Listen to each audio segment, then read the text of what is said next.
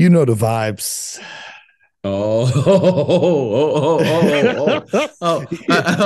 wait a minute.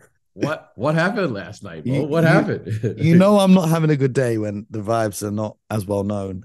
You're listening to the Hoop Genius podcast brought to you by NBA 2K23. And I'm not having a good day. I didn't have a good night, BJ. Mm, mm. I watched possibly the worst game I've seen in the last 12 months from Oh, the world famous Boston Celtics. no, the world's greatest franchise. The world's number one franchise of all time. Okay, okay. They went into Oklahoma to take on Oh, Shai Gilgeous-Alexander's squad, but Shai Gilgeous-Alexander wasn't playing. Shai or Shea, everyone tells me I pronounce it wrong, but I don't care. Anyway, they went to play the OKC Thunder. I'm laughing through the pain. BJ. They got 150 points dropped on them by OKC. wow, wow, They lost wow. 150 to 117. Speak on it, Mo. What did they lose by? Speak on it again. 150 to 117. In the third quarter alone, OKC put up 48 points. An abysmal, pathetic, embarrassing showing from the Boston Celtics. Now, I was talking about this with some friends last night, and they said, well, you know what? It's the regular season, and, you know, people got to get up for every game. Well, I got some bad news for you, Boston Celtics. 4 games. No, 3 games after last night. 3 games now separate the top 5 teams in the Eastern Conference. This season is closer than ever. There's 5 teams that could win the East. So for people to turn around and say, well, it's just a regular season game, you can't be motivated for every game, you have to be. Because when it comes to the end of the season and you don't have home court advantage in the playoffs because you lost to Orlando twice in a row, you lost to the Indiana Pacers, you lost to Oklahoma City, who dropped 150 points, you're going to look at the standings and say, well, if we just had 4 more wins, we'd be at the top, we'd have home court all the way through to the Eastern Conference Finals and maybe the NBA Finals. Because with the talent in the league right now, you need the home court advantage going into the playoffs. So I don't want to hear, oh, it's just a regular season game. No, every game makes a difference this season. Look at how close the standings are. You should be motivated to play every game to the best of your ability. That was embarrassing. The defense, I could have played quicker defense, and I'm overweight. They were walking around. No energy, no effort, no nothing. Just walking. I've seen OKC players inbound the basketball, go coast to coast to dunk it without anyone getting in their way. And then I see the offense. Let's just shoot as many threes as we can. Who cares if they miss? Now, that worked to get off to a hot start to the season when you're shooting 45% from deep. But when that shooting comes back down to earth, because the averages will always average out and you're shooting 25%, you're not going to win games. The defense, with or without Rob Williams, doesn't look like it did last season. The offense doesn't look like it did at the start of this season, where they were shooting a lot of threes, but it was based off player movement and penetration into the paint to collapse the defense. Now it's just pass the ball to whoever's open, let them try and shoot. I've had enough. I don't want to see a game like that for the rest of the year. I've had enough. It was embarrassing. It was pathetic. I had BJ ringing me and just laughing down the phone. That's all I got to say today. The rest of the show is yours. Okay. Well, when I last checked, Mo, the Boston Celtics are still, okay, in spite of all of that and all of that, right? Instead of all of that, they still have the best record in the league. Yes. Okay. But they're 5-5 over their last 10 and have lost 2 in a row. Okay. The team behind them, Brooklyn, have won 12 straight. Yeah, okay. And like you said, the law of averages, everything will balance itself out. So let's not get too high when things are good, and let's not get too low when things are bad. That's the key. That's the key, Mo. That's the key to this season. Now you're having a moment right now, and that's fair. In an 82-game schedule, because it's a marathon of a season. You have to account for 3 to 5 games that you just can't explain. Sometimes you're on the losing end of that, which the Celtics were last night. Sometimes you're on the winning end of that, which Oklahoma, if you ask them and their coaching staff to say, do you think you're going to beat the Boston Celtics by 40 points before the game? What do you think their reply would have been? Hell no. Minus. Okay, exactly. Okay. So there's like 3 to 5 games in a schedule because those are the law of averages where you just can't explain one way or another. Sometimes you win, sometimes you lose. Now, let's give OKC credit. Those guys played lights out.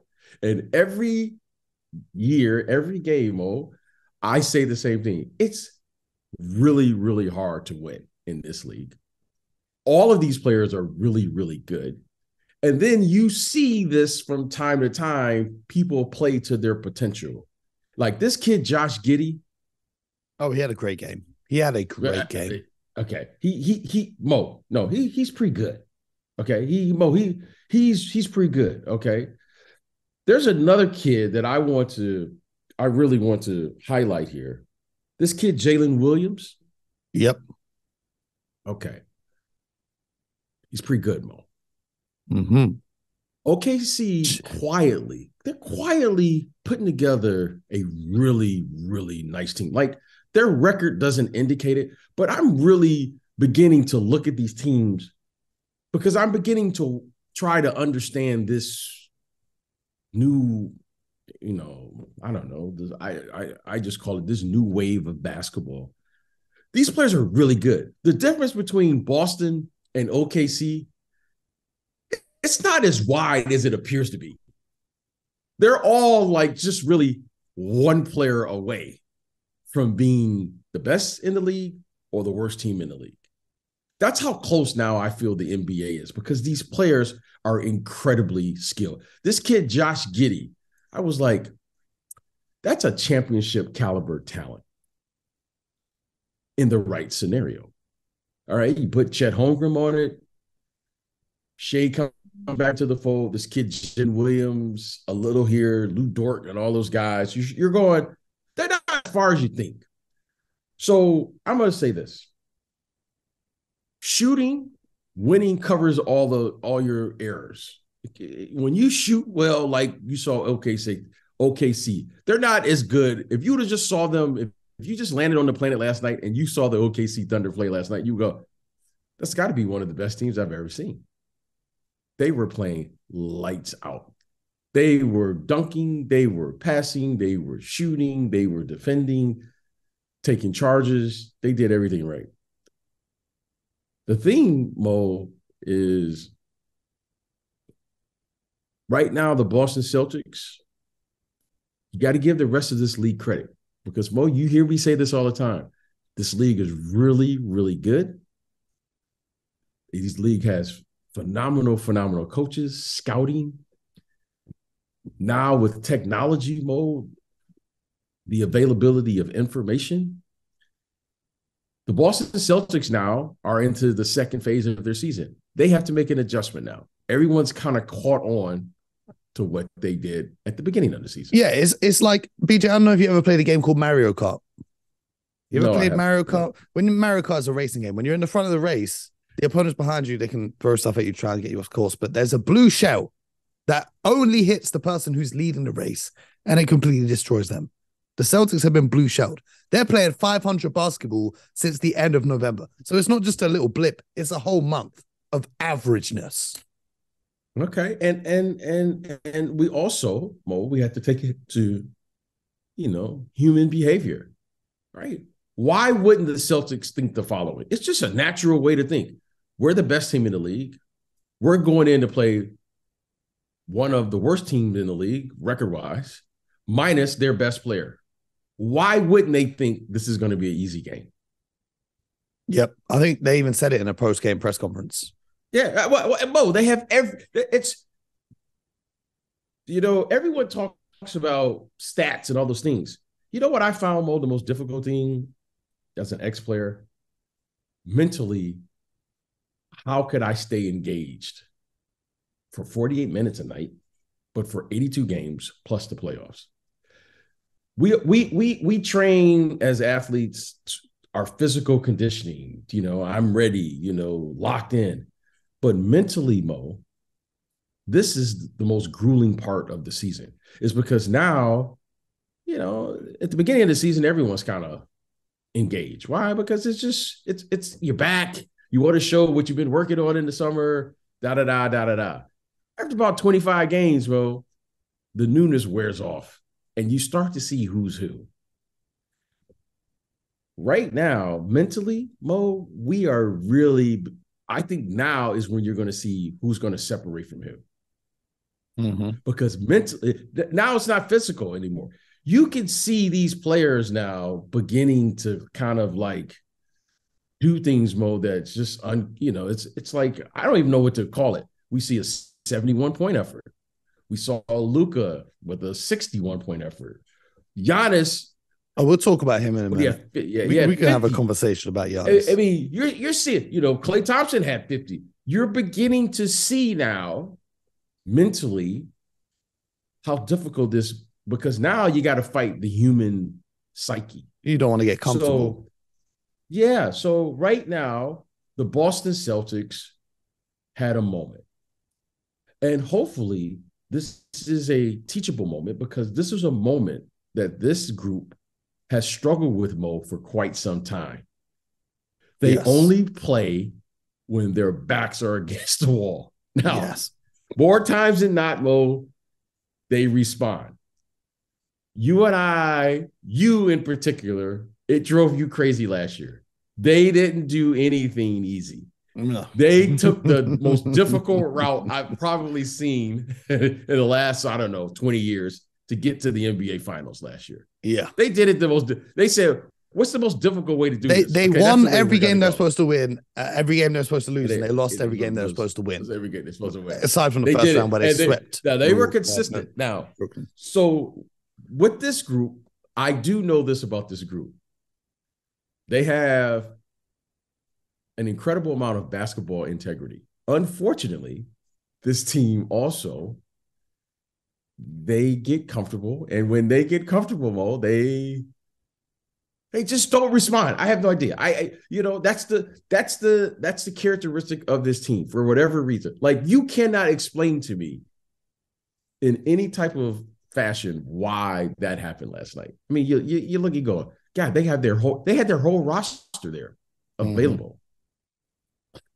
And they just got crushed. They just got crushed. Do you know what I want to see? I want to see the Boston Celtics employ Kevin Garnett as an assistant coach and tell him simply to scream at the players. That's all I want. Because there's no way you can't be pumped up when you're around KG. If you were around KG, BJ, you know this. If you're around KG, you're hyped for any game. You'd be hyped for shooting. Yeah, I'd be hyped if KG was playing. However, when you're coaching, he's not playing. So I did like really last night. Marcus Smart got ejected in an effort to kind of, pump up the team, I guess, would be the logic behind it. You have to see coaches do that. But I've had enough talking about this horrible performance. Let's talk about a great performance. This is the fourth day in a row where we've had a 50-point game, I believe.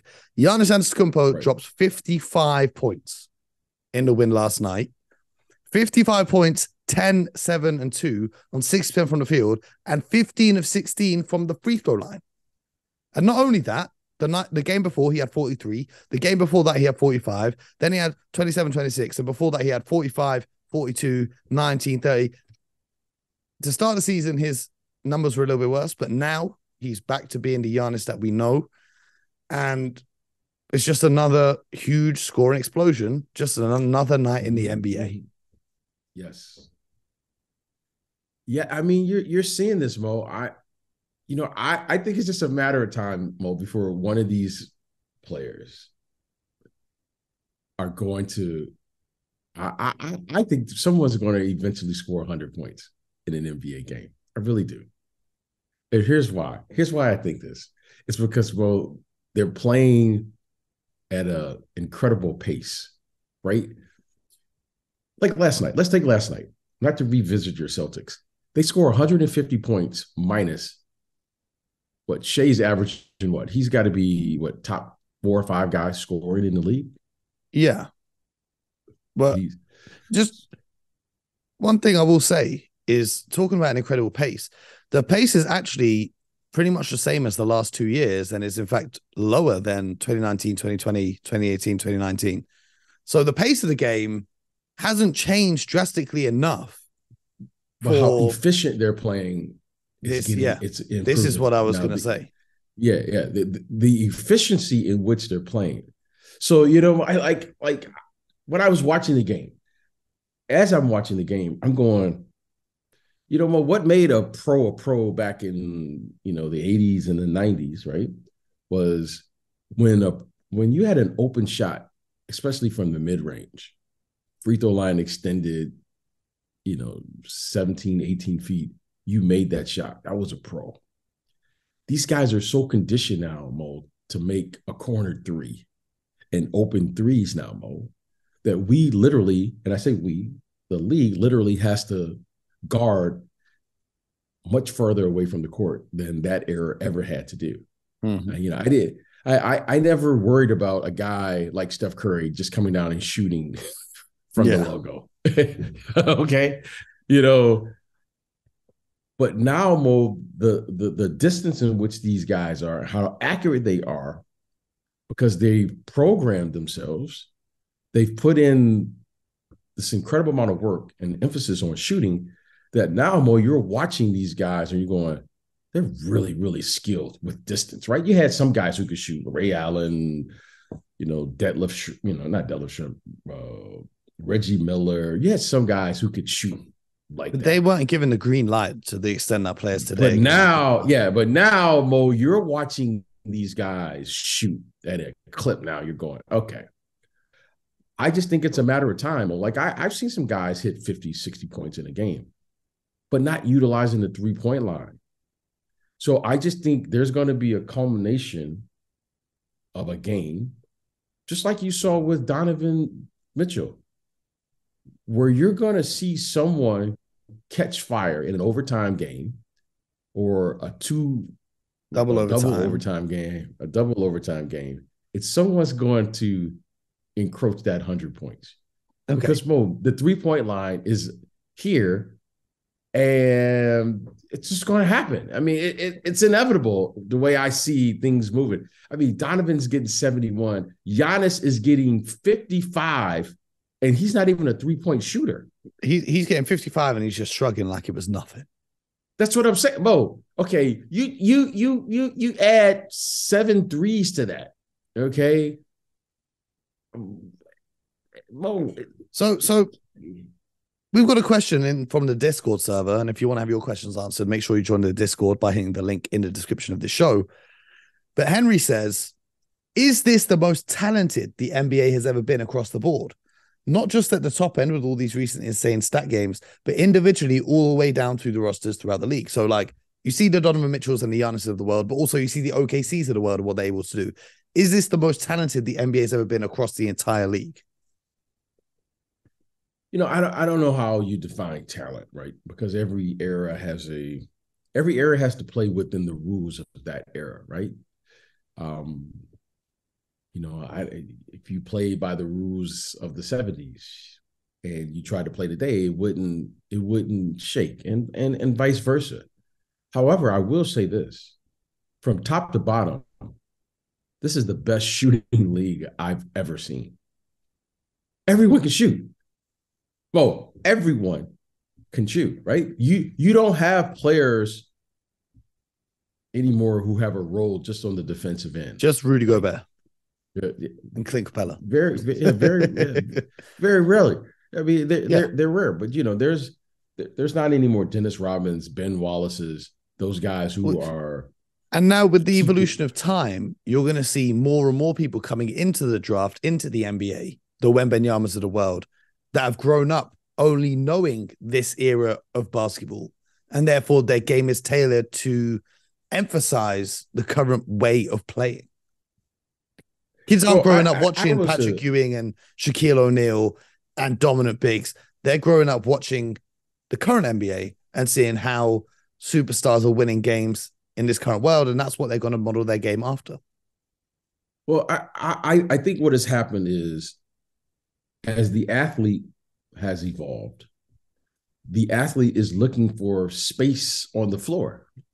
And what we used to do was we would put, within the framework of how the game was played, you would put, strategically, you would put a shooter in a corner and you would run your offense to take advantage of that in key situations.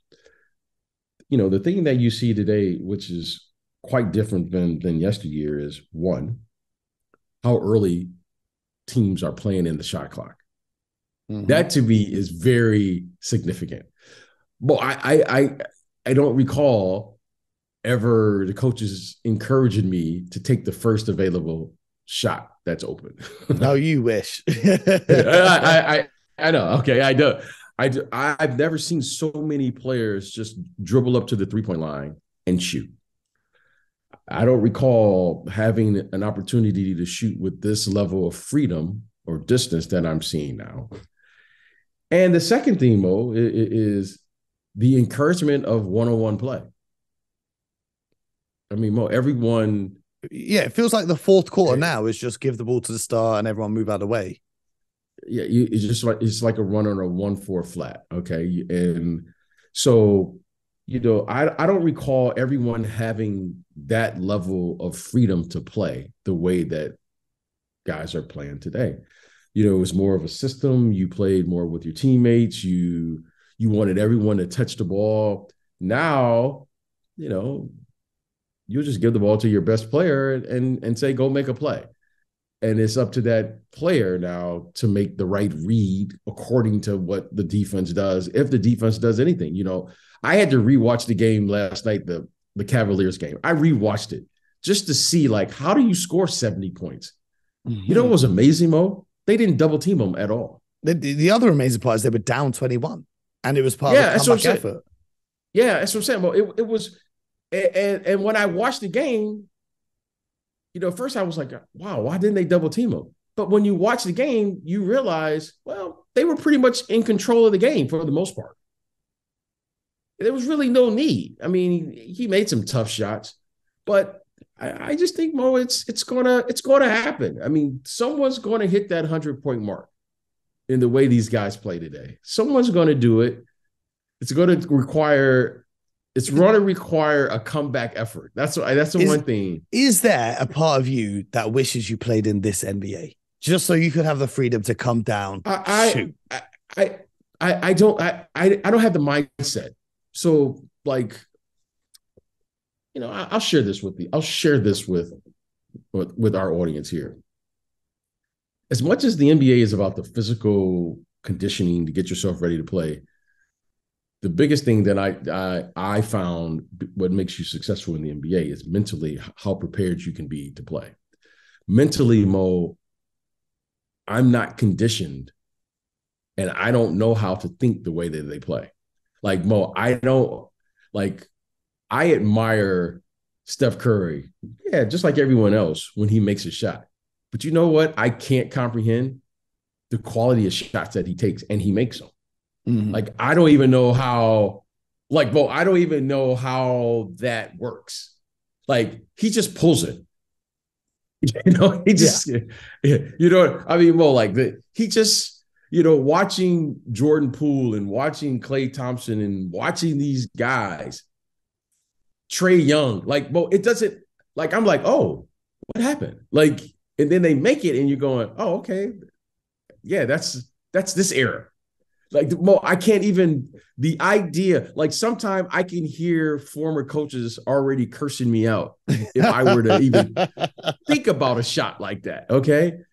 And, I've played where you played a tradition, I just call it more traditional, where you run plays in the NBA, and I played in a system. Mo, I've never in my entire life playing basketball, played the way that they're playing today. So mentally, Mo, I would be lost. You'd be like, why this guy won't shoot? Because, Mo, I don't understand just running up to the three-point line and shooting.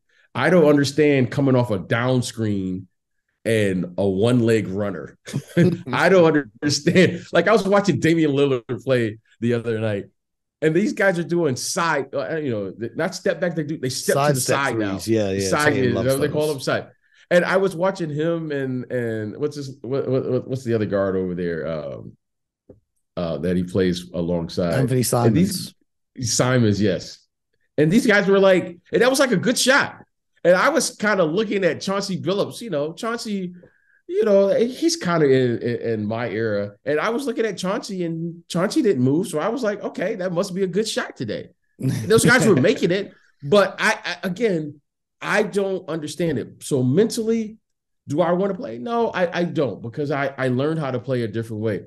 It would take me some time. I would have to grow up like this so that I can understand or even have a chance to play in this era, but more importantly, how to defend. Like, I wouldn't know what to do if a guy just shot from the hash mark. Like, I wouldn't even, I never had to even think about that. Think about it. Yeah. Like, it never occurred to me that a guy would just come down from the logo and just pull it in the flow of the game. So, like, I don't even know what to say. Like, I'm telling you, as a this is just a former player talking now. As a former player, I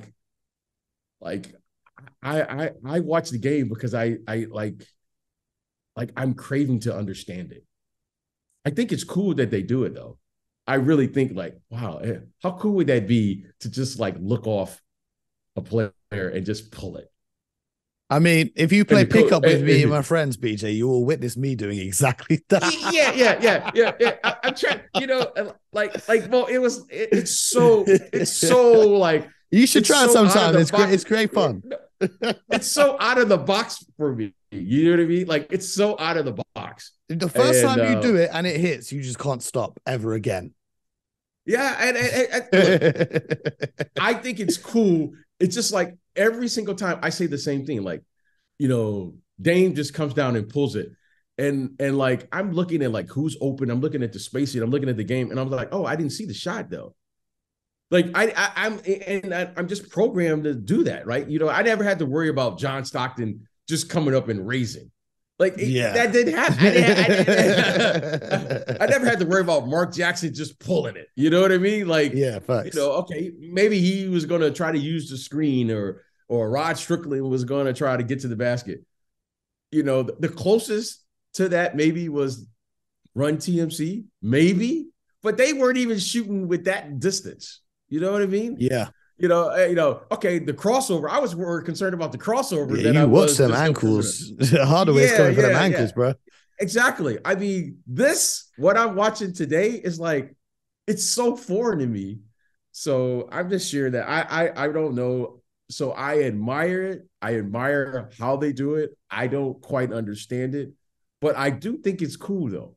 It's like one of those things. I do think it would be cool to learn how to play this way and then get the rules to it, because it just looks like chaos to me. It's chaos, but we love chaos. We love dysfunction. We love the madness that goes on. And if you love the madness of the NBA, make sure that you subscribe to this podcast if you've enjoyed it. We're on YouTube. If you want to hear me and see me breaking down about the Boston Celtics, then you can go watch that on YouTube for your enjoyment. And you can also subscribe on Apple, Spotify, and all other podcast platforms. Make sure you do leave a like, leave a rating, leave a review, and all that good stuff, because we'll be back tomorrow with more from the world of the NBA. Don't go anywhere. And until next time, unlike the Boston Celtics in Oklahoma, get buckets.